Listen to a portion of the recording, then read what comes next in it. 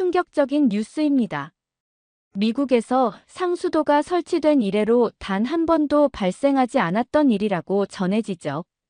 Colorado versus other states in the West. I mean, Kevin has a point on that, right? I mean, in terms of tourism, people going. Well, I mean, hey, look at, if you're a group of guys and you're going to go skiing and you have a choice between Utah and Colorado, well, maybe you're going to choose Colorado for Not if some you're a obvious parent. reasons. You're not going to choose. It is still funding the operation of states across this country. $75 industry, Aaron. 출장을 꺼려하던 이들이 한국의 상황에 말문이 막히고 말았던 것인데요. 그렇다면 이들은 대체 한국에서 어떤 장면을 목격했던 것일까요? 영상 시작 전 좋아요와 부루 이웃을 위해 끝까지 시청 부탁드립니다. 안녕하세요. 저는 워싱턴의 환경부에서 수자원 전문가로 근무하는 에린입니다. 어느 날 사무실에서 믿기 힘든 이야기를 들었습니다. 동료가 한국에 다녀온 후 한국에서는 수돗물을 그냥 마신다고 말하더군요. 처음엔 농담인 줄 알았어요. 선진국에서도 필터 없이 수돗물을 직접 마시는 경우는 드물거든요. 정말이에요. 한국 사람들은 수돗물을 끓이지도 않고 마신다니까요. 동료의 말에 고개를 절레절레 흔들었죠. 우리 부서에서도 근거 없는 도시 전설이 퍼지는구나 싶었습니다.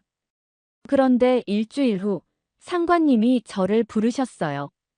에린, 부산이라는 도시 들어봤나? 낙동강. 협력 프로젝트에 우리 부서에서 한 명이 필요한데 자네가 적임자라고 생각하네. 갑작스러운 출장 명령에 당황했지만 국제 프로젝트 경험이 필요했던 차에 좋은 기회라 생각했어요. 한국에 대해 조사하기 시작했습니다. 낙동강은 한국에서 두 번째로 긴 강이며 부산은 인구 340만의 해안도시였어요. 정보를 찾을수록 호기심이 커졌죠. 물 관리 시스템을 배우는 것도 좋지만 현지 문화를 이해하는 것도 중요합니다. 열린 마음으로 접근해 보세요. 상관님의 조언이 의미심장하게 들렸어요. 부산에 도착한 날 습한 공기가 저를 먼저 반겼습니다. 8월의 무더위는 워싱턴보다 더 강렬했죠. 기숙사에 체크인한 후 잠시 해운대 공원을 산책했어요. 밤이었지만 거리는 놀랍도록 깨끗했고 사람들은 질서정연하게 움직였습니다. 저녁을 해결하기 위해 들어간 작은 식당에서 첫 번째 문화 충격을 경험했어요. 주문을 하자 웨이터가 생수가 아닌 보통 수돗물이 담긴 물잔을 가져다 주었습니다. 순간 당황했지만 주변을 보니 모든 테이블에 같은 물잔이 놓여 있었어요. 사람들은 자연스럽게 그 물을 마시고 있었죠. 이건 수돗물인가요? 웨이터에게 물었습니다. 웨이터는 당연하다는 듯 고개를 끄덕였어요. 네, 우리 물은 깨끗해서 그냥 마셔도 됩니다. 의심스러운 마음에 잔을 들어 향을 맡아봤어요. 염소 냄새가 거의 없었습니다. 조심스럽게 한 모금 마셨는데 놀랍게도 맛이 괜찮았어요. 그래도 첫날이라 경계심을 늦추지 않았죠. 기숙사로 돌아와 샤워를 하며 또 한 번 놀랐습니다. 물이 미끄럽지 않았어요. 워싱턴에서는 석회질 때문에 샤워 후 피부가 건조해지곤 했죠. 하지만 여기서는 물이 부드럽게 흘러내렸고 샤워 헤드의 필터도 필요 없어 보였습니다. 침대에 누워 내일부터 시작될 프로젝트에 대해 생각했어요.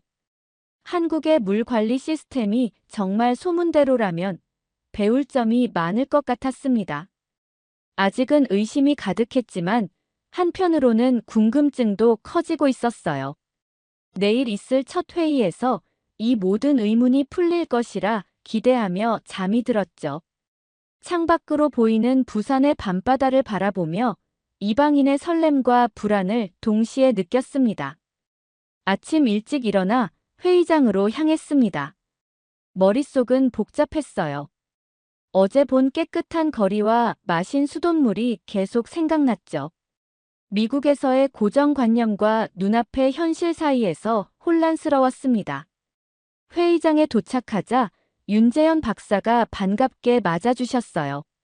40년 경력의 수자원국 수석연구원이신 윤 박사님은 눈가에 주름이 깊게 패인 온화한 인상의 분이었습니다. 영어를 유창하게 구사하셔서 대화하는데 어려움은 없었어요. 에린 씨, 멀리서 오느라 고생 많았습니다.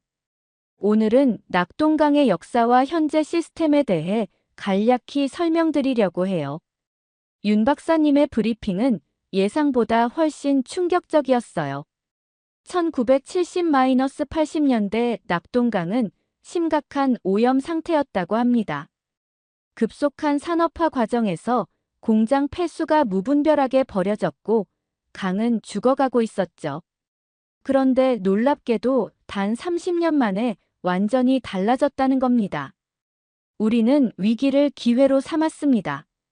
국민들의 강한 의지와 정부의 결단, 그리고 첨단 기술의 결합이었죠. 윤 박사님은 프로젝터로 낙동강 관리 시스템을 보여주셨어요. 실시간 수위 측정, AI 기반 수질 분석, 통합 관리 플랫폼까지. 미국에서도 보기 힘든 수준이었습니다. 특히 강수량 분석 시스템은 미세한 변화까지 감지해 홍수를 예방한다고 하셨어요. 이 모든 것이 시민들의 참여 없이는 불가능했을 겁니다. 그때 최명선 선생님이 입장하셨어요. 70대로 보이는 최 선생님은 40년간 낙동강 복원 운동에 참여하신 분이었습니다. 최 선생님의 이야기는 마치 한 편의 다큐멘터리 같았어요. 1980년대에는 강 냄새가 너무 심해 창문도 못 열었어요. 아이들은 피부병에 시달렸고 물고기는 떼죽음을 당했죠. 그때 주민들이 모여 우리 강을 되살리자는 운동을 시작했습니다. 최 선생님의 눈에서 강한 의지가 느껴졌어요. 시민들이 직접 수질을 측정하고 오염 기업을 감시하고 정부에 항의했다고 합니다. 처음에는 소수의 목소리였지만 점차 전국적인 운동으로 확산되었죠. 가장 큰 변화는 사람들의 인식이었어요. 강이 단순한 물줄기가 아니라 우리 삶의 일부라는 것을 깨달은 거죠. 브리핑이 끝나고 점심시간이 되었습니다. 구내식당에서 또다시 수돗물이 제공되는 것을 보며 이제는 덜 놀랐어요. 오히려 호기심이 생겼죠.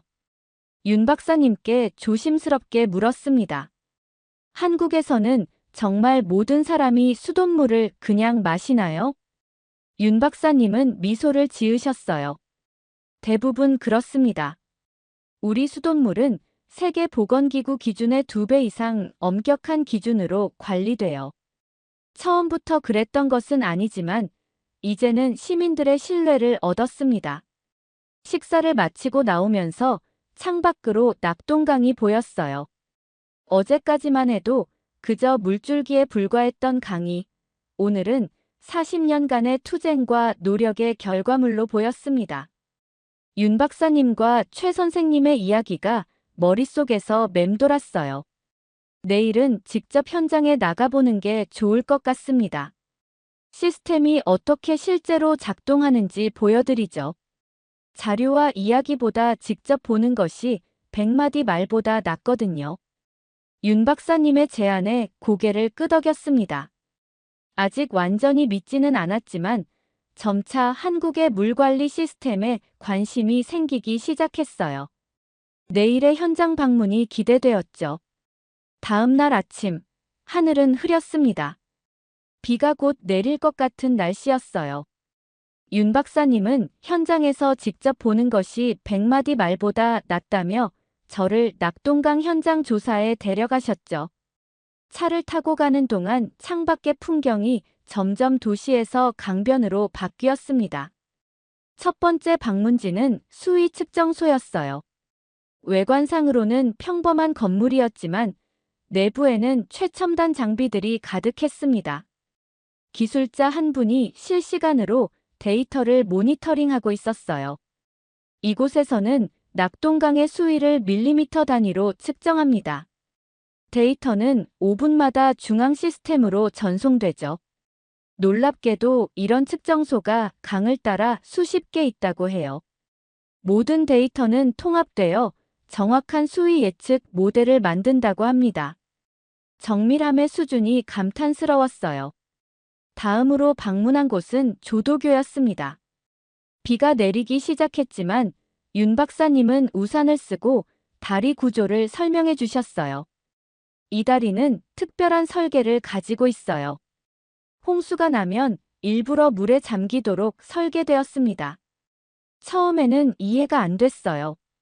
다리가 물에 잠기면 위험하지 않을까요?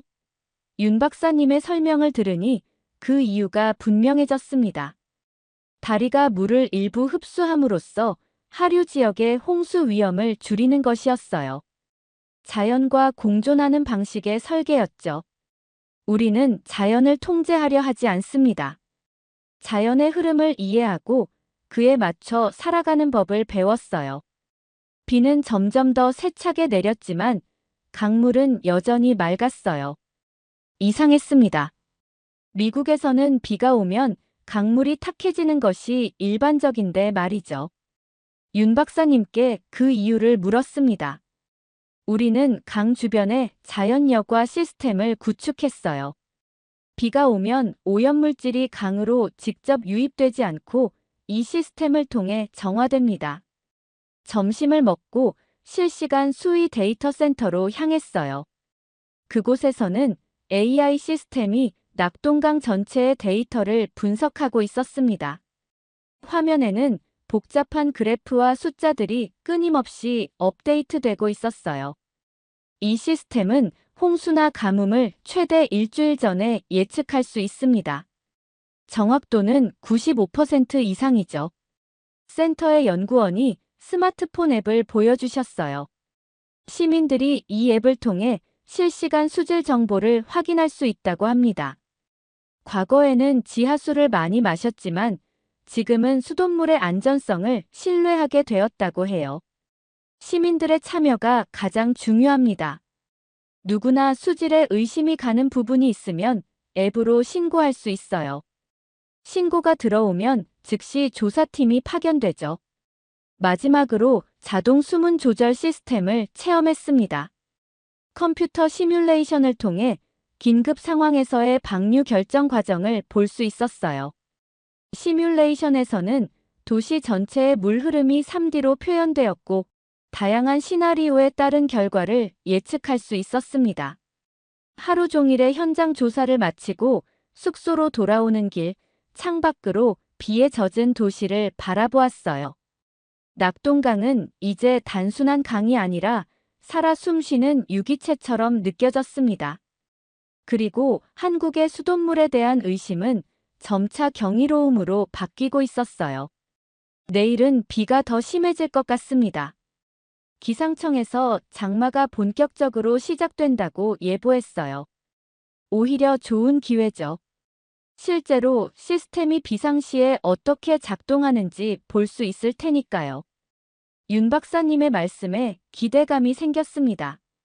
비가 더 심해진다니 걱정도 되었지만 한편으로는 위기 상황에서 시스템이 어떻게 대응하는지 직접 볼 수 있다는 생각에 흥미가 생겼어요. 숙소에 도착해 샤워를 하며 물의 감촉을 다시 한번 느껴보았습니다. 이제는 수돗물을 한 잔 따라 마시는 것도 자연스러워졌어요. 예보대로 셋째 날은 비가 더욱 거세졌습니다. 윤 박사님은 이번 장마를 통해 낙동강 시스템이 어떻게 작동하는지 직접 볼 수 있는 좋은 기회라고 하셨어요. 빗소리를 들으며 아침을 먹고 방수 재킷을 입었죠. 오늘은 빗속에서 강변을 따라 걸으며 관찰할 예정이었습니다. 장마는 한국의 여름을 특징 짓는 기후 현상입니다. 짧은 기간에 많은 비가 집중적으로 내리죠. 윤 박사님의 설명처럼 하늘에서는 물통을 쏟아붓는 듯한 비가 내리고 있었어요. 강변에 도착하자 수위가 어제보다 눈에 띄게 높아진 것이 보였습니다. 걱정이 되었지만 윤 박사님은 침착했어요. 현재 수위는 경고 수준의 60% 정도입니다. 우리 시스템은 이보다 훨씬 더 심한 상황도 대비하고 있어요. 강변을 따라 걸으며 실시간으로 변화하는 강물을 관찰했습니다. 몇몇 저지대는 이미 물에 잠기기 시작했어요. 하지만 놀랍게도 주변 시설물들은 이를 고려해 설계된 듯 했습니다. 침수되는 공원 벤치는 방수 처리가 되어 있었고, 일부 도로는 물이 고일 수 있게 설계되어 있었어요. 우리는 물과 싸우지 않습니다. 물이 흐를 곳을 만들어주는 거죠. 윤 박사님의 말씀에 도시 설계의 철학이 담겨 있었어요. 제가 알던 미국의 방식은 홍수를 막기 위해 높은 제방을 쌓고 물의 흐름을 통제하는 것이었습니다. 하지만 여기서는 물이 자연스럽게 흐르고 빠져나갈 수 있는 구조를 만든다는 것이었어요. 자연의 힘은 너무 강해서 완벽히 통제할 수 없습니다. 그래서 우리는 자연과 공존하는 법을 배웠어요. 비가 더 세차게 내리자 잠시 근처 카페로 피했습니다. 창밖으로 보이는 강물은 여전히 탁하지 않았어요. 이유가 궁금했죠. 낙동강 주변에는 자연 정화 시스템이 있습니다. 우선 빗물이 강으로 직접 들어가지 않고 역과 지대를 통과해요. 또한 강변에는 특수 식물들이 심어져 있어 오염물질을 걸러내죠. 카페에서 노트북을 열고 윤 박사님은 실시간 수질 모니터링 시스템을 보여주셨습니다. 화면에는 강을 따라 설치된 수십 개의 센서에서 오는 데이터가 표시되고 있었어요. pH, 탁도, 용존 산소량 등 다양한 지표들이 정상 범위 내에 있었습니다. 이 데이터는 시민들도 앱을 통해 볼 수 있어요. 투명성이 신뢰를 만듭니다.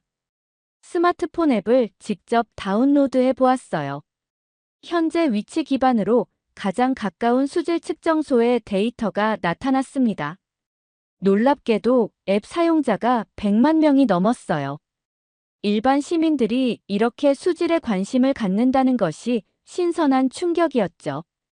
비가 잠시 그치자 다시 밖으로 나갔습니다.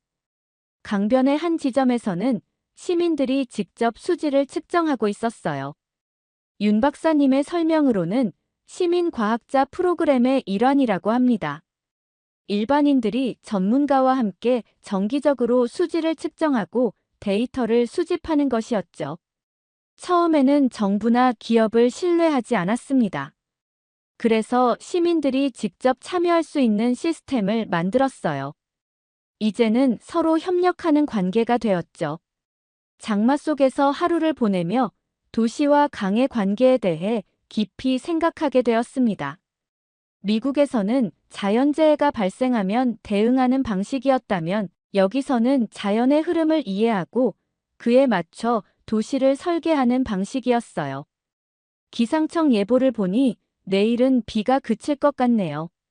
오늘처럼 기술적인 측면을 넘어 내일은 강과 사람들의 관계를 보여드리고 싶습니다. 환경 다큐멘터리를 만드는 유세진 감독을 만나보는 건 어떨까요? 그녀는 10년간 낙동강의 변화를 카메라에 담아온 사람입니다. 윤 박사님의 제안에 고개를 끄덕였어요. 기술적인 측면 외에도 문화적, 정서적 측면을 이해하고 싶다는 생각이 들었습니다. 비에 젖은 옷을 갈아입으며 생각했어요. 이곳 사람들이 수돗물을 마시는 이유를 이제 조금은 이해할 수 있을 것 같았습니다. 그것은 단순히 물의 깨끗함이 아니라 시스템에 대한 깊은 신뢰였어요. 예보대로 넷째 날은 비가 그치고 맑은 하늘이 돌아왔습니다. 윤 박사님은 오늘 특별한 만남을 주선해 주셨어요. 다리 아래 작은 카페에서 환경 다큐멘터리 감독 유세진 씨를 만나기로 했죠. 윤 박사님의 말씀으로는 기술이 아니라 감성으로 강을 본 사람이라고 했습니다. 카페에 도착하자 창가에 앉아있는 젊은 여성이 손을 흔들었어요. 유세진 감독은 30대 중반으로 보이는 활기찬 인상의 여성이었습니다. 테이블 위에는 노트북과 카메라가 놓여 있었어요. 에린 씨, 반갑습니다. 윤 박사님께 이야기 많이 들었어요. 미국에서 오셨다고요? 유세진 감독의 밝은 목소리에 긴장이 풀렸습니다. 그동안 만난 전문가들은 주로 과학자나 공무원이었는데 예술가와의 만남은 새로웠어요. 유세진 감독은 10년간 낙동강을 주제로 다큐멘터리를 만들어 온 분이었죠. 제 작품들을 보여드릴게요. 노트북 화면에 펼쳐진 영상은 숨이 멎을 듯 아름다웠습니다. 눈 덮인 겨울 낙동강, 장마철의 격렬한 물살, 새벽녘 물안개 피어오르는 강변, 일출과 함께 빛나는 강물까지. 같은 강이라고 믿기 어려울 정도로 다양한 표정이 담겨 있었어요. 낙동강은 계절마다, 시간마다 다른 얼굴을 보여줍니다. 마치 살아있는 존재처럼요. 유세진 감독의 말에 고개를 끄덕였어요. 기술적 설명만으로는 이해할 수 없었던 강의 모습을 영상으로 보니 새로운 차원의 이해가 생겼습니다. 특히 인상적이었던 것은 강과 사람들의 관계를 담은 장면들이었어요. 강은 살아있는 존재입니다. 유세진 감독의 이 말이 제 마음에 깊이 와닿았습니다. 미국에서는 강을 자원으로 보는 경향이 강했어요. 물을 공급하고 전기를 생산하고 폐수를 배출하는 대상으로요. 하지만 유세진 감독의 시선은 달랐습니다. 제가 처음 다큐멘터리를 시작했을 때 낙동강은 여전히 회복 중이었어요. 사람들은 강을 두려워했고 불신했습니다. 그래서 저는 강의 아름다움을 보여주기로 했죠. 사람들이 사랑하게 된 것은 지켜내려고 하니까요. 영상 속에는 강변에서 뛰노는 아이들, 낚시를 즐기는 노인들, 자전거를 타는 가족들의 모습이 담겨 있었어요. 그들의 표정에서 강에 대한 애정이 느껴졌습니다. 유세진 감독의 작품을 통해 기술적 성과 이면의 문화적, 정서적 변화를 볼 수 있었어요. 점심을 먹으며 유세진 감독은 계속해서 강에 얽힌 이야기들을 들려주었습니다. 강변 마을에 살던 할머니가 60년 만에 다시 강에서 수영을 했다는 이야기, 과거 오염으로 인해 떠났던 철새들이 돌아온 이야기 등 감동적인 순간들이었어요. 기술은 변화의 시작점이지만 결국 중요한 것은 사람들의 마음입니다. 낙동강이 살아난 건 첨단 기술 덕분만이 아니에요. 강을 사랑하는 마음이 있었기에 가능했던 겁니다.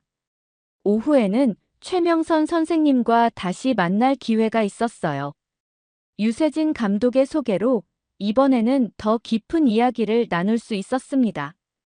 최 선생님은 40년간 강과 함께 살아온 인생을 들려주셨어요. 1970년대에는 강에서 빨래를 했어요. 그때는 깨끗했거든요. 그러다가 공장들이 들어서면서 강이 죽어갔습니다. 물고기가 떼죽음을 당하고 악취가 진동했죠. 가장 가슴 아팠던 건 아이들이 강에서 놀 수 없게 된 거예요. 최 선생님의 눈에는 그 시절의 아픔이 아직도 남아있는 듯 했습니다. 하지만 이어진 말씀에는 자부심이 담겨 있었어요. 우리가 포기하지 않았어요.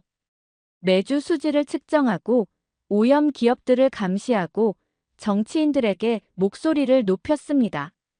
처음에는 미친 사람 취급을 받았지만 조금씩 변화가 생겼어요. 해가 질 무렵 유세진 감독과 작별 인사를 나누었습니다.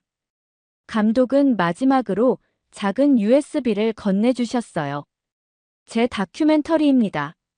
미국에 돌아가서도 낙동강을 기억해주세요. 내일은 좋은 날씨가 계속될 것 같아요. 직접 강변을 따라 자전거를 타보는 건 어떨까요? 사람들이 어떻게 강과 함께 일상을 보내는지 경험해 볼 수 있을 거예요. 윤 박사님의 제안에 흔쾌히 동의했습니다. 숙소로 돌아오는 길, 강변을 따라 걸으며 이제는 다른 눈으로 낙동강을 바라보았어요. 물 위로 비치는 석양이 강을 황금빛으로 물들이고 있었습니다. 그 아름다움 속에서 40년간의 투쟁과 회복, 그리고 사랑의 역사가 흐르고 있음을 느낄 수 있었어요. 다섯째 날도 구름 한 점 없는 맑은 날이었습니다. 윤 박사님은 오늘 하루는 제가 자유롭게 낙동강을 경험해보는 시간을 갖자고 제안하셨어요. 추천해주신 밀락수변공원에서 자전거를 대여했습니다. 강변을 따라 달리는 자전거 도로가 잘 정비되어 있었어요. 오늘은 강을 느껴보세요. 데이터와 시스템을 넘어 강의 숨결을 직접 경험하는 시간이 필요합니다. 윤 박사님의 조언을 마음에 새기며 페달을 밟기 시작했어요. 처음에는 조심스럽게 달렸지만 점차 속도를 내며 시원한 강바람을 온몸으로 느꼈습니다. 맑은 하늘 아래 반짝이는 강물이 눈부셨어요. 놀라웠던 것은 이틀 전 장마로 범람했던 도로가 완전히 깨끗하게 정비되어 있다는 점이었습니다. 어떤 곳은 물에 잠겼던 흔적조차 찾기 어려웠어요. 잠시 자전거를 세우고 주변을 관찰했죠. 이곳은 어제 물에 잠겼었나요? 근처에서 운동 중이던 노인분께 여쭤보았습니다. 노인분은 웃으며 고개를 끄덕이셨어요. 그럼요. 이곳은 장마 때마다 물에 잠깁니다. 하지만 걱정할 건 없어요. 물이 빠지면 바로 청소팀이 출동하죠. 우리는 이미 익숙해졌어요. 이런 태도가 신기했어요. 미국에서라면 홍수는 재난으로 여겨지고 피해 복구에 오랜 시간이 걸렸을 텐데 말입니다. 하지만 이곳 사람들은 자연의 흐름을 받아들이고 그에 맞춰 신속하게 대응하는 시스템을 갖추고 있었어요. 자전거를 계속 타고 가다 보니 과거 정수장을 복원한 수원지 공원에 도착했습니다. 1920년대에 지어진 건물이 아름답게 보존되어 있었어요. 안내판에 따르면 이곳은 부산 최초의 정수시설이었고 이제는 역사적 가치를 인정받아 공원으로 재탄생했다고 합니다. 공원 내부를 둘러보며 부산의 수돗물 역사를 배울 수 있었어요. 100년 전에는 물을 길어 나르는 물장수가 있었고 집집마다 우물을 사용했다고 합니다. 정수시설이 생긴 후에도 오랫동안 수질 문제로 고생했다는 내용이 전시되어 있었어요. 지금의 수돗물 품질은 하루아침에 이루어진 것이 아닙니다. 여러 세대에 걸친 노력의 결실입니다. 전시관 해설사의 말씀이 가슴에 와닿았어요. 현재의 성과 뒤에는 긴 역사와 끊임없는 개선 노력이 있었던 거죠. 수원지 공원을 나와 다시 자전거를 타고 강변을 따라 이동했습니다. 강변에는 다양한 사람들이 저마다의 방식으로 강을 즐기고 있었어요. 아이들은 물놀이 시설에서 즐겁게 뛰어놀고 노인들은 그늘에서 바둑을 두고 있었습니다. 가족들은 돗자리를 펴고 피크닉을 즐기고 있었어요. 강은 이 도시 사람들의 일상에 자연스럽게 녹아 있었습니다. 한 구간에서는 낚시를 하고 있는 중년 남성들이 눈에 띄었어요. 호기심에 다가가 무슨 물고기가 잡히는지 물어보았습니다. 잉어, 메기, 가물치 등이 잡힙니다. 예전에는 상상도 못했죠. 강이 죽었었으니까요. 이제는 다시 물고기가 돌아왔어요. 남성의 얼굴에서 자부심이 느껴졌습니다. 물고기가 돌아온 것은 생태계 회복의 명백한 증거였고 그것은 이 남성에게 개인적인 승리처럼 느껴지는 듯 했어요. 자전거 도로를 따라 계속 달리다 보니 한 표지판이 눈에 들어왔습니다. 연탄길이 자전거 도로로 과거 이 길은 연탄을 나르던 길이었다고 해요. 공업도시였던 부산의 상징이었던 연탄길이 이제는 시민들의 여가 공간으로 바뀐 것이죠. 해가 질 무렵 자전거를 반납하고 강변에 잠시 앉아 하루를 정리했습니다. 기술적인 설명이나 데이터를 넘어 오늘은 정말로 강을 경험한 하루였어요. 시민들과 어우러진 강의 일상, 역사적 변화, 그리고 자연과 공존하는 도시의 모습을 직접 보고 느낄 수 있었습니다. 내일부터는 보고서 작성을 시작해야겠어요. 여기 계신 분들의 이야기도 더 들어보고 싶습니다. 윤 박사님께 전화로 말씀드렸어요. 좋은 생각입니다. 내일은 낙동강과 함께 살아온 주민들을 만나볼 수 있도록 자리를 마련해 드릴게요. 숙소로 돌아가는 길에 작은 슈퍼마켓에 들러 물병을 샀어요. 이번에는 생수가 아닌 수돗물을 담을 텀블러를 구입했습니다. 이제는 한국의 수돗물을 마시는 것이 자연스러워졌어요. 오늘 본 모든 것들이 그 물에 담겨 있다고 생각하니 특별한 의미로 다가왔습니다. 프로젝트 기간이 절반을 지나고 이제는 수집한 자료와 경험을 정리할 시간이었습니다. 윤 박사님은 오늘 하루는 제가 현지 주민들을 만나 이야기를 들어보는 시간을 가지라고 제안하셨어요. 낙동강과 함께 살아온 사람들의 생생한 경험이 보고서에 깊이를 더해줄 거라는 생각이었죠. 첫 번째로 만난 분은 70대 김영호 할아버지였습니다. 김할아버지는 평생을 낙동강변 마을에서 농사를 지으며 살아오셨어요. 제가 어릴 적에는 강에서 수영도 하고 물고기도 잡고 그랬어요. 물이 정말 맑았거든요. 그런데 1970년대부터 공장들이 들어서면서 강이 죽어갔습니다. 물고기도 사라지고 냄새가 너무 심해 창문도 못 열 정도였죠. 할아버지의 눈에는 그 시절의 아픔이 아직도 선명했어요. 하지만 이어진 이야기에는 희망이 담겨 있었습니다. 우리 마을 사람들이 포기하지 않았어요. 매주 강으로 가서 수질을 측정하고 이상한 점이 있으면 바로 신고했습니다. 처음에는 관심도 없던 공무원들이 나중에는 우리말에 귀를 기울이기 시작했죠. 김할아버지는 지난 50년간 강의 변화를 직접 목격한 산증인이었어요. 그분의 이야기를 들으며 포토맥 강과 낙동강의 차이점에 대해 생각했습니다. 미국에서는 정부와 시민 사이에 확실한 경계가 있었지만 여기서는 시민들이 적극적으로 참여하며 변화를 이끌어왔다는 점이 달랐어요. 두 번째로 만난 이소영 씨는 40대 주부였습니다. 이 씨는 어린 시절 강변 공장에서 일하셨던 부모님을 기억하고 있었어요. 부모님은 매일 공장 폐수 냄새를 맡으며 일하셨어요. 집에 돌아오면 옷에서 화학약품 냄새가 났죠. 그때는 그게 당연하다고 생각했습니다. 경제 발전을 위해 감수해야 하는 것이라고요. 이 씨의 이야기는 산업화 시대의 아픔을 담고 있었어요. 경제 발전과 환경 보호 사이의 갈등은 어느 나라나 겪는 문제지만 한국은 그 과정을 매우 압축적으로 경험했던 것 같았습니다. 점심 후에는 낙동강 환경운동에 30년간 참여해온 박민수 활동가를 만났어요. 박 활동가는 지역사회와 정부, 기업 사이의 갈등과 협력 과정을 생생하게 들려주었습니다. 초기에는 대립이 심했습니다. 기업들은 환경 규제가 경제 성장을 방해한다고 생각했고, 정부는 중간에서 어정쩡한 입장이었죠. 하지만 결정적인 변화가 있었어요.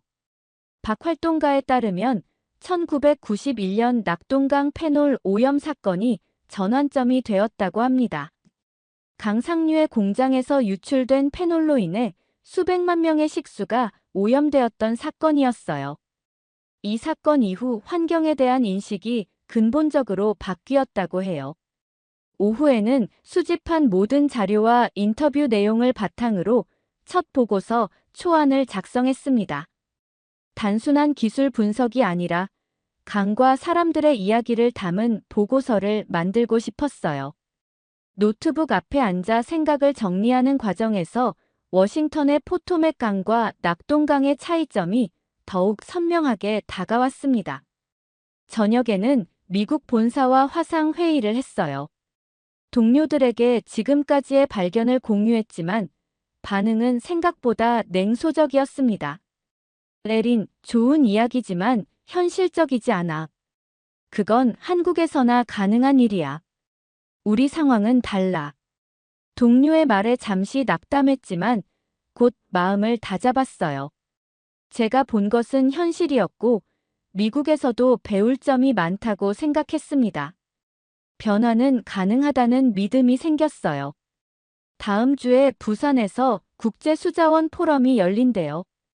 에린 씨가 지금까지 보고 느낀 것들을 발표해보는 건 어떨까요?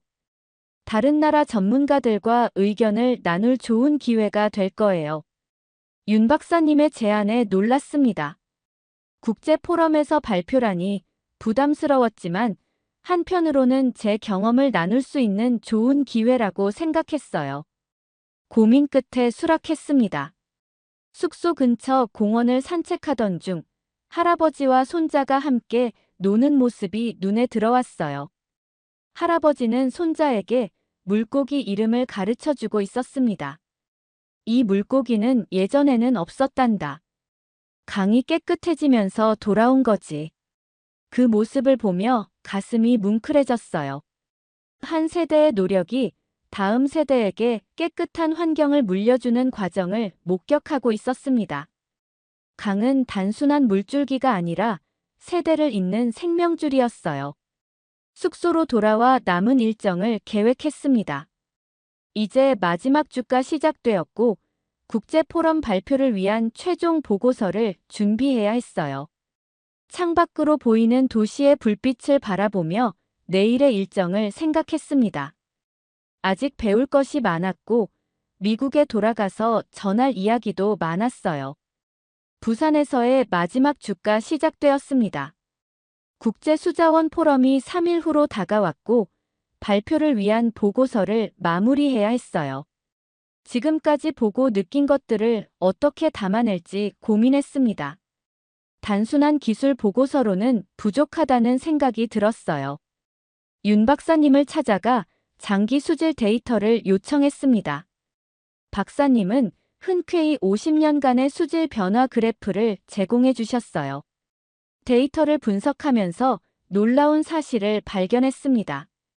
낙동강의 수질은 1980년대를 기점으로 급격히 악화되었다가 1990년대 중반부터 꾸준히 개선되어 왔어요.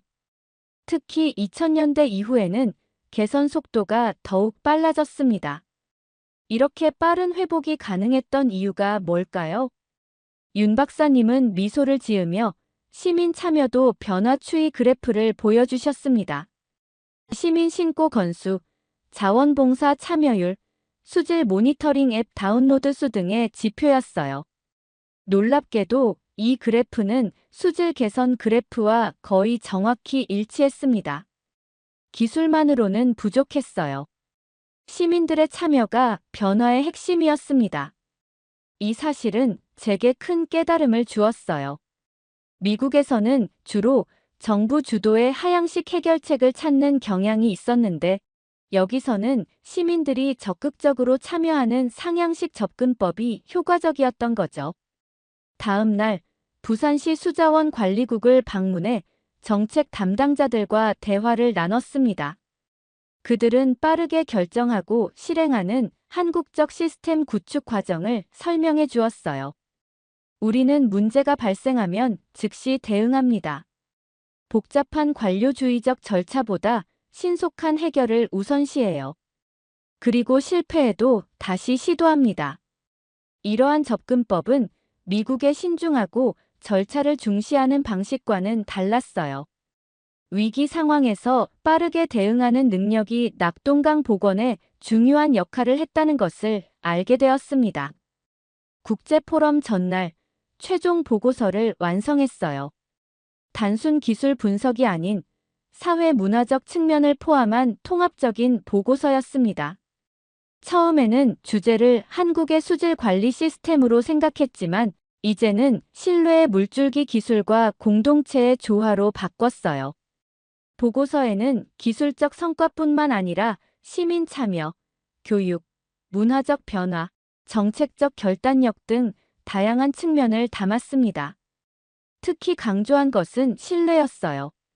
기술적 신뢰, 제도적 신뢰, 그리고 무엇보다 사람들 간의 신뢰가 이 모든 변화를 가능하게 했다는 점을 강조했습니다.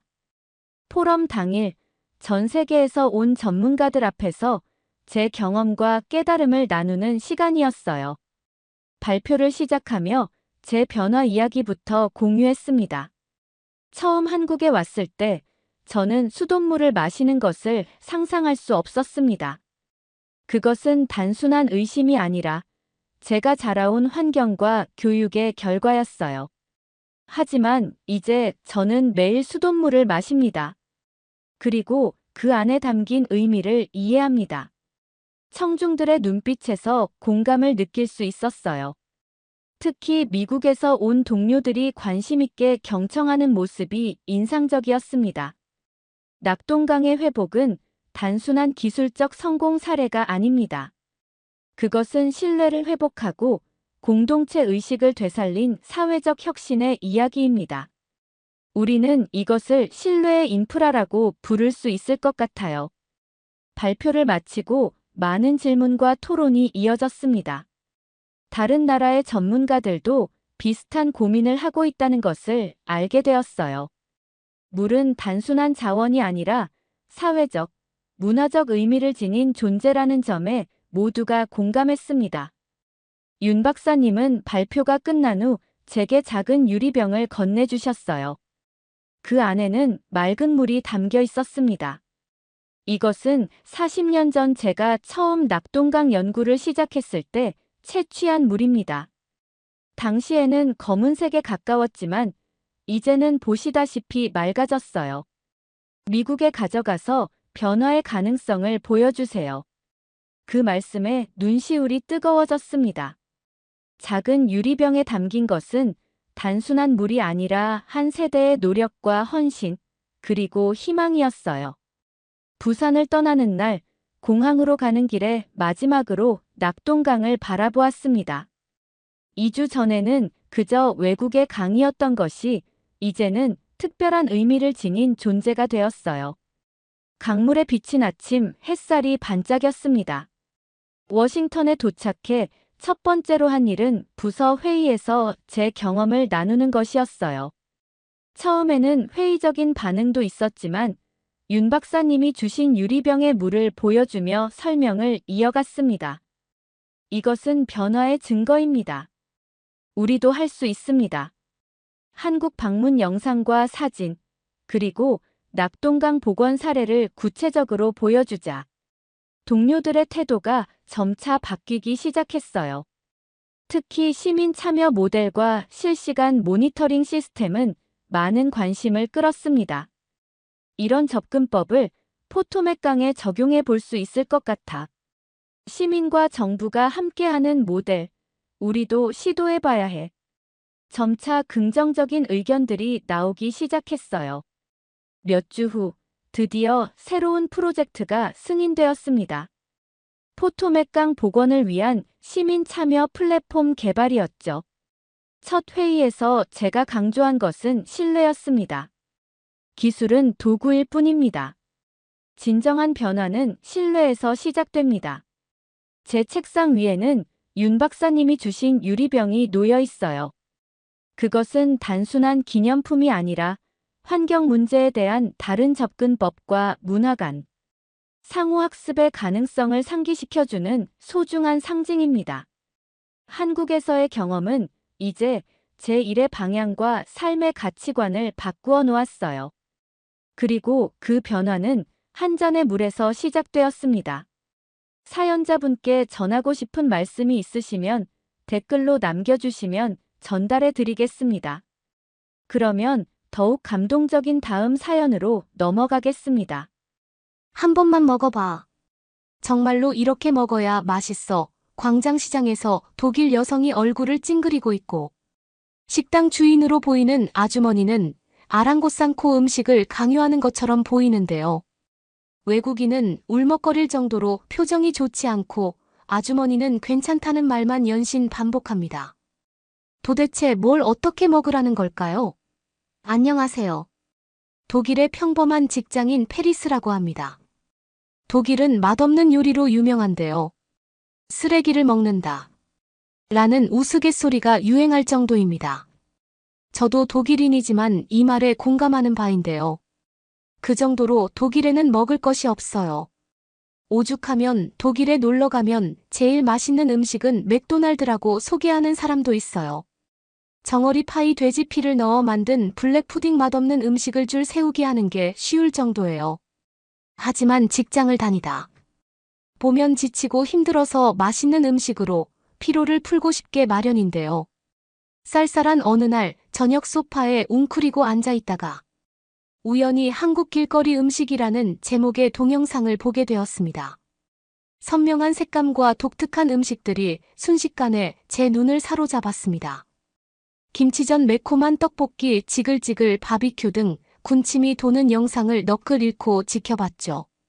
길거리 음식을 먹으려고 사람들이 줄을 서 있었고 위생도 아주 깨끗했습니다. 저는 당장 저걸 먹지 못하면 죽을 것 같았어요. 런던의 서울 플라자라는 곳에서 떡볶이와 불고기 한국 재료들까지 팔고 있었어요. 저는 당장 움직였습니다. 제가 이곳에 온 이유는 단 한 가지 떡볶이를 먹어보기 위해서였습니다. 저는 마치 다른 세계에 들어온 것 같은 기분을 느끼며 주위를 둘러보았습니다. 떡볶이 접시가 도착하자 저는 참을 수가 없었어요. 완벽한 원통형 떡에서 김이 모락모락 피어오르고 매콤하고 윤기나는 소스가 묻어나는 선명한 빨간색의 떡볶이였죠. 매콤한 고추장과 달콤한 향이 섞인 진하고 감칠맛 나는 향이 느껴졌습니다. 한 입 베어 물자 풀에하는 눈을 감고 그 풍미에 몸을 맡겼습니다. 떡볶이는 쫄깃하고 부드러우며 매운맛이 천천히 올라오면서 여운을 남기는 놀라운 맛이었습니다. 단맛, 매운맛, 짭조름한 맛이 완벽한 조화를 이루며 이전에 맛본 것과는 전혀 달랐습니다. 그 순간 프레이하는 만감이 교차하는 것을 느꼈습니다. 새로운 것을 시도한다는 설렘, 예상치 못한 맛의 조화에 대한 즐거움. 이제 막 접하기 시작한 문화에 대한 유대감 등이 있었습니다. 부터 한식과 사랑에 빠졌어요. 호기심이 발동한 저는 더 알아보기로 결심했습니다. 서울 플라자 진열대에는 고추장, 된장, 김치 등 들어본 적도 없는 식재료가 진열되어 있었어요. 저는 한국 요리를 직접 해보고 싶다는 생각에 몇 가지 재료를 집어들었습니다. 제가 처음 시도한 요리는 비빔밥이었어요. 레시피를 그대로 따라 볶은 채소와 소고기, 그리고 가장 중요한 달걀 프라이를 밥 위에 조심스럽게 얹었던 기억이 납니다. 하지만 요리의 생기를 불어넣은 것은 매콤한 고추장이었습니다.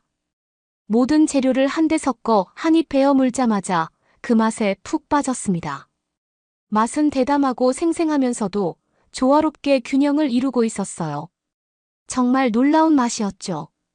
배우면 배울수록 한식의 본고장에서 한식을 경험하고 싶다는 열망이 커졌습니다.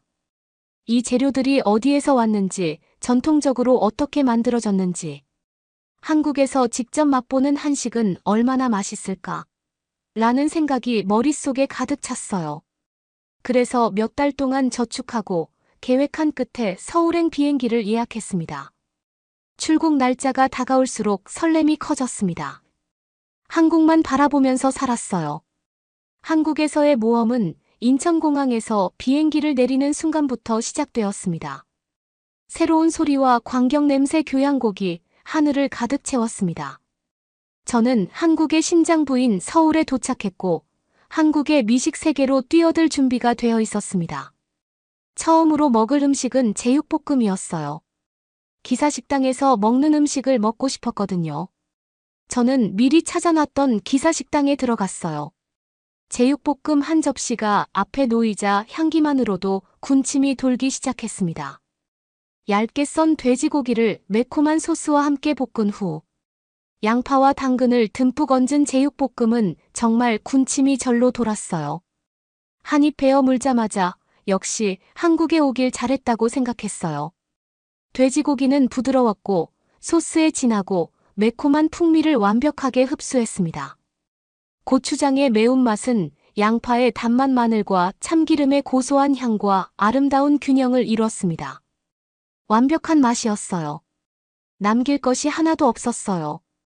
음식에서 불맛이 났어요. 이 정도 퀄리티의 음식이 10,000원밖에 안 한다는 사실에 감동받았습니다. 식당에 계시던 아저씨들은 제가 한 입 먹고 행복해하는 걸 보시더니 웃음을 터뜨리셨어요. 다음 음식은 비빔밥이었어요. 독일에서 먹었던 것과 비교하고 싶었거든요. 밥 위에 알록달록한 채소와 소고기를 얹고 익힌 달걀을 얹은 비빔밥이 담겨 나왔습니다. 고추장 한 덩어리와 함께 모든 것을 섞어 비볐어요. 제가 만든 것과는 확실히 달랐어요. 고추장의 맛이 달랐거든요. 고추장에서 단맛과 감칠맛이 동시에 느껴졌어요.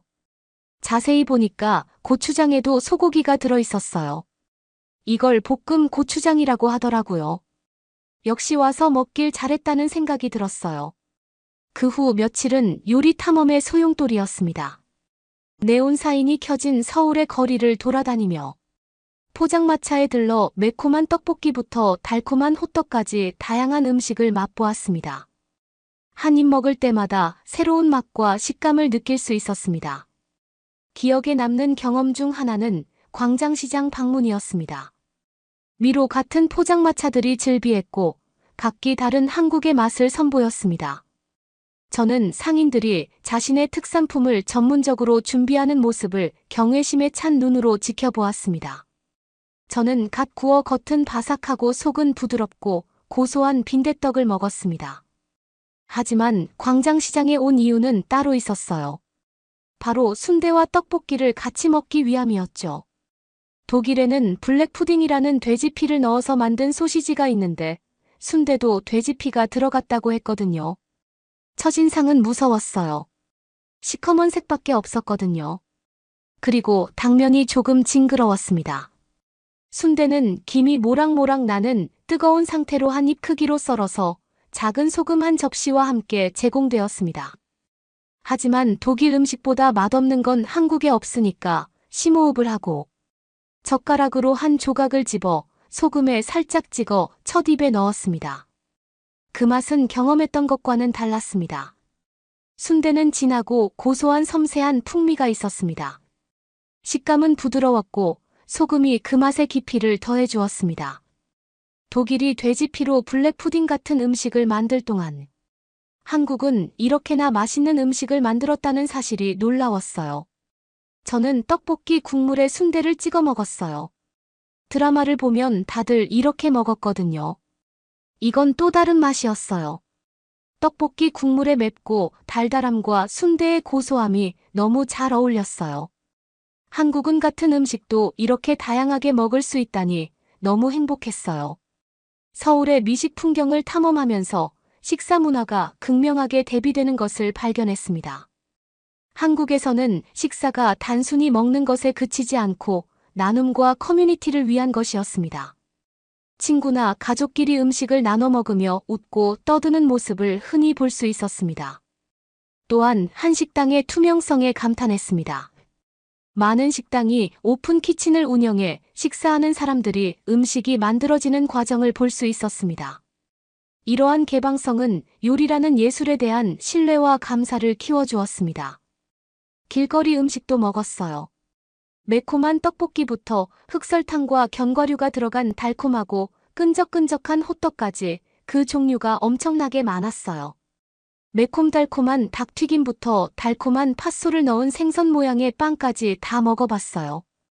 요리는 맛의 폭발이었고 각자의 특산품에 자신만의 개성을 불어넣는 방식에 놀랐어요. 또 다른 하이라이트는 한국의 김밥을 발견한 것이었습니다. 야채와 달걀 때로는 고기나 생선으로 채워진 김밥은 번화한 거리를 돌아다니며 먹기에 완벽한 간식이었습니다. 현지 요리를 직접 해보지 않고는 미식 여행이라고 할 수 없죠. 그래서 저는 쿠킹 클래스를 신청했고 현지인에게 직접 배워보고 싶었습니다. 독일에서 워낙 많은 한식당에 다녔고 그때마다 김치를 직접 만들어 보고 싶었는데 자신이 없었거든요. 신선하고 아삭한 배추와 다양한 양념이 한 그릇씩 주어졌습니다. 전문가의 지도 아래 재료를 섞고 문지르고 발효 과정과 김치의 이점에 대해 배웠습니다. 김치를 담그는 체험을 하면서 한국의 문화와 역사에 깊은 유대감을 느낄 수 있었습니다. 쉬웠다고 하면 거짓말이에요. 김치에 이렇게나 많은 재료가 들어가는지 몰랐어요.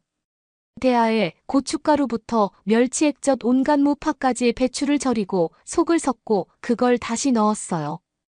김치가 이렇게 어려운 음식인 줄 몰랐어요. 다음으로는 수육 만드는 법을 알려주겠다고 하시면서 돼지고기를 거의 통째로 끓는 물에 넣었어요. 저는 경악했습니다. 독일에서는 고기를 굽거나 오븐에 넣는 경우는 있어도 끓는 물에 직접 넣는 경우는 없거든요. 하지만 아무 말하지 않고 있었어요. 시간이 지나고 나서 고기를 꺼내보니 고기가 아주 먹음직스러운 모습으로 나왔어요. 요리가 끝나고 다 같이 둘러앉아 수고의 결실을 즐겼습니다. 직접 만든 김치와 수육의 조화가 엄청났어요. 특히 수육은 제가 먹어본 고기 중에 제일 부드러웠어요. 김치랑 같이 먹으면 그렇게 맛있을 수가 없었어요. 이 경험을 통해 한식은 여러 세대에 걸쳐 전해 내려오는 전통이자 다른 사람들과 소통하고 공유하는 방법이라는 것을 깨달았습니다. 저는 새로운 요리 기술뿐만 아니라 한식의 마음과 영혼에 대해 더 깊은 감사를 느끼며 수업을 떠났습니다. 스위스 사람들은 스위스가 제일 가는 미식의 나라라고 생각해요. 하지만 이건 한국에 오지 않은 스위스 사람만 알 수 있는 말이라고 생각합니다. 한국에 와서 이 모든 음식을 먹어보면 한국을 떠날 수가 없을 거예요. 계속 새로운 음식이 등장하거든요. 한국에서 음식은 사람들을 하나로 모아요. 시장에서 낯선 사람들과 식사를 나누든 길거리 노점상에서 공동 식탁에 앉든 현지인들과 함께 요리를 하든 음식은 항상 연결과 이해의 수단이었습니다. 심지어는 마트에만 가도 음식을 작게 잘라주시는 분이 있어요. 또한 한식의 다양성과 복잡성에 대한 새로운 시각을 갖게 되었습니다. 단순히 매운 음식, 발효 음식, 바비큐 요리만 있는 것이 아니었습니다. 짐을 싸면서 저는 이번 여행이 한식과의 인연의 시작에 불과하다는 것을 깨달았습니다. 재료와 레시피 그리고 한식을 계속 탐구하고 나누고 싶은 열망으로 가득 찬 여행 가방을 들고 집으로 돌아왔죠. 독일으로 돌아와서는 친구들과 가족들을 위한 한식 디너 파티를 열어 제가 경험한 한식의 맛과 이야기를 나누기 시작했습니다.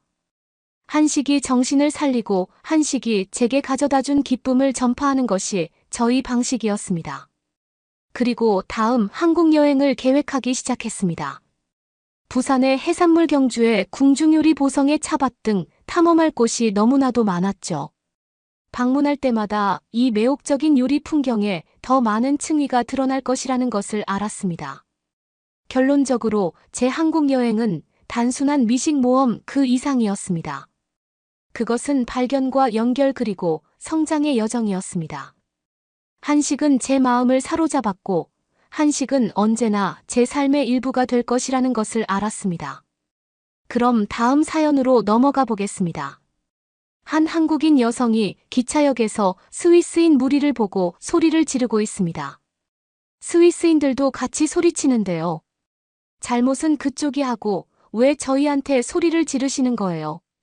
한국은 외국인을 상대로 도대체 어떤 사기를 치려고 하는 거예요? 저희 소방관이에요. 호락호락하지 않으니까 그만하세요. 심지어 일행 중에 한 명은 스마트폰을 들어서 심각한 표정으로 촬영까지 하는데요. 그들은 주변을 아주 경계하고 있습니다. 도대체 무슨 일이 있는 걸까요? 저는 라파엘이라고 하는데요. 스위스에서 소방관을 하려고 소방학교에 재학 중입니다. 한국에서의 놀라운 첫날에 대해 말씀드리려고 왔습니다. 솔직히 한국에 왜 가냐고 물어보시면 아시아가 궁금했습니다. 동료인 프레드릭은 일본에 가본 적이 있었고 다른 동료인 자드는 중국에 가본 적이 있었어요. 그래서 이번엔 한국에 가보자고 한 것이었죠. 저희는 한국에서 사실 로맨스도 좀 기대했어요. 스위스인은 스위스인의 외모에 대한 자부심이 있으니까요. 인천공항에 들어서는 순간 마치 미래 세계로 걸어 들어가는 것 같았습니다. 스위스에 있을 때는 그다지 인상적이지 않은 공항에 익숙했거든요. 하지만 이곳은 현금뿐만 아니라 다양한 서비스를 제공하는 ATM이 곳곳에 있었습니다. 저희는 마치 사탕 가게에 온 어린아이처럼 신기한 듯 눈을 크게 뜨고 있었습니다. 와, 이것 좀 봐요. 저는 거의 믿기지 않는 듯 중얼거렸습니다. 마치 공상과학 영화에서나 나올 법한 장면이네요. 스위스에서 ATM은 현금을 인출하는 것만 하면 끝입니다. 하지만 한국에서는 이 기계가 모든 것을 할 수 있는 것 같았어요. 터치스크린을 만지작거리니 익숙했던 것보다 훨씬 반응이 빨랐습니다. 공과금, 납부, 송금, 영화 티켓 예매까지 할 수 있네. 저는 화면의 옵션을 읽으며 큰 소리로 중얼거렸습니다. 지나가던 행인이 제가 왜 기계와 대화하는지 궁금한 듯 호기심 어린 눈빛을 보냈습니다. 저는 혼자 껄껄 웃으며 카드를 넣었습니다. 어떻게 작동하는지 보자. 화면에는 다행히도 영어로 된 지침이 표시되었습니다. 저는 사용자 친화적인 인터페이스에 감탄하며 모든 것을 생각했구나라고 속삭였습니다. ATM 절차는 매끄러웠고 집에서 했던 어떤 거래보다 빨랐습니다. 그런데 그 순간 문제가 생겼어요. ATM기가 카드를 먹은 것이었어요. 저희는 다급하게 정해진 번호로 전화를 했어요. 전화를 하면서도 돌아가서 카드를 다시 발급받을 생각에 머리가 깨질 것 같았죠. 얼마나 많은 것을 제출해야 하며 얼마나 많은 절차를 밟아야 하나. 그러자 놀라운 일이 벌어졌어요. 경쾌한 발걸음 소리가 들려왔습니다. 돌아보니 한 명의 유지보수 작업자가 공구를 손에 들고 이미 현장에 도착해 있었습니다. 정말 10분도 안 되는 시간이었어요. 저는 사람이 ATM기에 숨어 있던 게 아닌가라는 의심이 들 정도였어요. 저는 빠른 대응 속도에 놀라며 중얼거렸습니다. 스위스에서는 고장난 ATM을 수리하는데 며칠은 기본이거든요. 고장난 걸 고치려고 사람을 기다리느니 카드를 포기하고 다른 ATM기를 찾는 게 빠를 거예요. 당황한 제 표정을 알아차린 직원은 정중하게 고개를 끄덕이며 일을 시작했습니다. 저는 흥미롭게 지켜보았습니다. 얼마나 효율적인가라고 생각했습니다. 순식간에 ATM 화면이 다시 깜빡이고 서비스 중단 표시가 언제 그랬냐는 듯이 사라졌습니다. 직원은 제 카드를 찾아주었어요. 심지어 더 대박인 것은 ATM기에서 돈을 인출하고 나온 뒤에 사람들의 반응이었어요. 돈을 훔치지도 않고 경계하는 태도도 없이 사람들 앞에서 돈을 세고 태연하게 가방에 넣더니 다들 움직였어요. 이렇게 가방에 무관심한 사람들은 처음 봤어요. 아마 스위스였으면 ATM기에서 돈을 뽑는 순간부터 한 무리의 조직이 이 사람들을 바라보고 있었을 거예요. 그리고 한 명이 일부러 부딪히면서 소리를 지르고 눈을 속이고 뻔하죠. 팀 리더인 프레데릭이 가장 먼저 우리의 침묵을 깨뜨렸어요. 집과는 전혀 다른 곳이네요. 그가 말하자 우리 모두 고개를 끄덕였습니다. 공항은 거대하고 매우 깨끗했으며 매우 안전하다고 느꼈기 때문에 우리가 익숙했던 것과는 완전히 대조적이었습니다. 그리고 외모에 자신 있었던 스위스 세 남자의 자신감은 완전히 떨어졌어요. 한국 사람들은 일본 사람들이랑 다르게 키가 아주 컸어요. 게다가 중국 사람들과는 다르게 발육이 훨씬 더 잘 되어 있었죠. 저는 그리고 이 사람들이 왜 이렇게 세련되게 꾸미고 있는지가 신기했어요. 옷을 잘 입는 사람들이 너무 많고 피부가 엄청나게 좋았어요. 저희는 로맨스는 포기해야겠다고 셋이서 웃음을 지었어요. 이제 기차에 대해 말씀드리겠습니다. 움직이는 호텔에 앉아 있다고 상상해 보세요. 바로 그런 느낌입니다. 넓은 좌석, 무료 와이파이, 그리고 모든 곳에 전원 콘센트가 있습니다.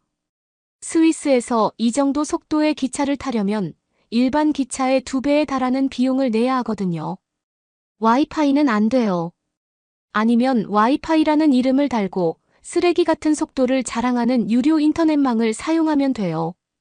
여기서는 휴대전화를 충전하거나 노트북으로 작업하거나 아무 걱정 없이 휴식을 취할 수 있었습니다. 그래도 가장 좋은 점은 바로 신뢰감이었어요. 사람들은 죄다 자기의 짐에 잠금 장치를 하나도 하지 않고 있었어요. 스위스에서는 상상도 할 수 없는 일이죠. 스위스에서 잠금 장치를 안 한 캐리어는 자선단체라고 불릴 수 있을 정도예요. 무료 나눔이죠. 다 가져가라고 하는 거예요. 하지만 한국에서는 아무도 도난을 걱정하지 않았어요. 완전히 새로운 세상이었습니다. 며칠 뒤에 저를 놀라게 한 사건이 있었어요. 저희가 에스컬레이터를 타려고 하는데 통화를 하면서 지나가던 한 한국 여자분이 제 옷에 커피를 쏟았어요. 저는 순간적으로 좀 짜증이 났습니다. 여자분은 자기가 더 놀란 것처럼 소리를 질렀어요. 저는 깜짝 놀랐습니다. 하지만 어디서든 있을 수 있는 일이니까. 그냥 그분을 보내려고 했어요. 사실 좀 무서운 것도 있었어요. 스위스 관광지에서 이런 일이 있다는 건 일부러 옷을 뺏어가거나 혹은 옷에 있는 지갑을 뺏어가려고 조직적으로 움직이는 것일 수도 있거든요. 그래서 저는 더욱더 빨리 이 사람을 보내려고 한 거예요. 그런데 그분은 너무 죄송해하면서 코인 세탁방이 근처에 있으니까 이용하는 게 어떻겠냐고 하셨죠. 저는 빨래를 할 것들이 많았기 때문에 감사해하면서 코인 빨래방으로 향했어요. 그런데 여기도 대박이었어요. 한국에서는 세탁기조차도 첨단 기술이더라고요. 호스텔의 세탁기가 고장나서 동전으로 작동하는 빨래방에 갔어요. 현금이 없나요? 문제 없어요. 빨래방에 있는 세탁기들은 섬유 유연제까지 자동으로 넣었어요. 빨래방은 냄새도 좋고 따뜻하고 거의 거기서 생활을 해도 될 수준이었어요. 빨래만 하는 게 아니었어요. 무료 간식, 커피, 공용 노트북 등 빨래를 하는 장소라기보다는 멋진 아지트 같은 곳이었어요. 스위스에서 빨래방은 그다지 매력적이지 않다고 할 수 있습니다. 저는 커피를 들고 주변을 둘러보았습니다. 정말 세심하게 배려하는구나. 저는 그 세심함에 감탄하며 중얼거렸습니다. 하지만 제 마음을 사로잡은 것은 구석에 있는 게임 콘솔이었습니다. 사람들은 빨래를 건조기에 돌리는 동안 비디오 게임을 하고 있었습니다. 코인 세탁소 주인이 빨래를 기다리는 시간을 고려해서 게임기까지 가져다 놓은 것이었어요. 게임 콘솔이 있는 PC방이라고 소문이 나면 아마 일주일 내로 코인 빨래방의 유리창이 다 깨져 있을 거예요. 팔아서 돈을 벌려고 하는 도둑들이 많으니까요. 스위스에서 빨래방에서 시간을 보낸다는 것은 휴대전화를 들여다보거나 멍하니 벽을 바라보는 것을 의미하거든요. 하지만 이곳에서는 사람들이 실제로 시간을 보내는 커뮤니티 공간과 같았습니다. 이러한 경험은 사소하게 들릴지 모르지만 우리의 눈을 해주었습니다. 한국은 단순히 발전된 나라가 아니라 공동체의 신뢰와 안전이 삶의 방식인 곳이었죠. 한국을 단순한 휴양지가 아닌 언젠가 고향으로 삼고 싶은 곳으로 생각하기 시작했습니다. 이상하게 한국에 오고 나니까 잠이 잘 오더라고요. 이 경험을 프레드릭한테 말했더니 프레드릭도 그렇다고 했어요. 뭐가 차이인 거야? 했더니 프레드릭이 바닥이 다르다고 하더라고요. 생각해보니까 그랬어요. 신발을 신고 들어가서 낡고 더러운 스위스의 바닥과는 달랐어요. 아주 위생적이었죠. 이건 정말 다르구나 라고 생각했습니다. 스위스에서는 침대와 중앙난방에 익숙해져 있는데 이곳에서는 바닥 자체가 난방이 되더군요.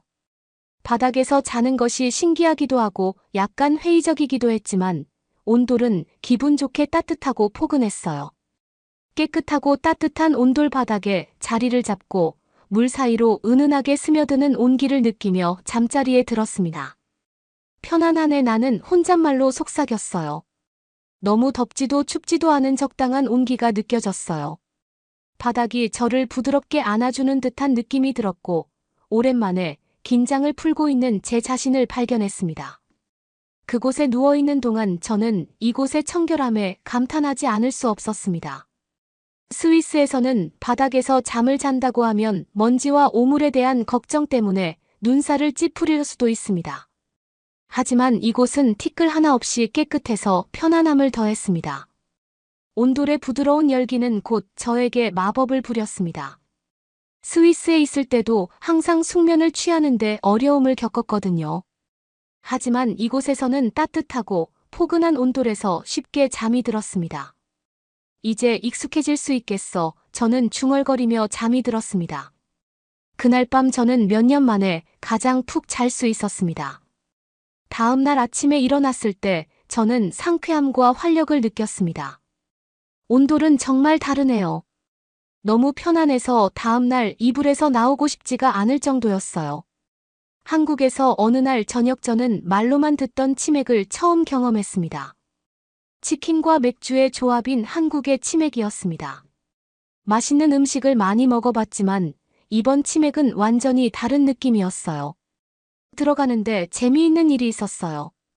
저희가 자리에 앉아 우리가 3명이라는 것을 안 직원은 우리 테이블에 빈 의자가 있는 것을 발견했습니다. 그녀는 미소를 지으며 걸어가더니 커다란 봉지에 인형을 들고 돌아와 빈 의자에 조심스럽게 올려놓았습니다. 이제 한 분이 짝이 없어서 외롭지는 않겠네요. 그녀가 행복하게 말했습니다. 저는 웃음을 참을 수 없었습니다. 여기서는 장난감으로 채워서 마치 새 친구가 들어온 것처럼 느껴졌습니다. 한국에만 있는 문화인가 봐요. 저는 재미있다며 고개를 절레절레 흔들며 웃었습니다. 크고 푹신한 곰인형은 활짝 웃으며 마치 일원인 것처럼 우리 테이블에 앉았습니다.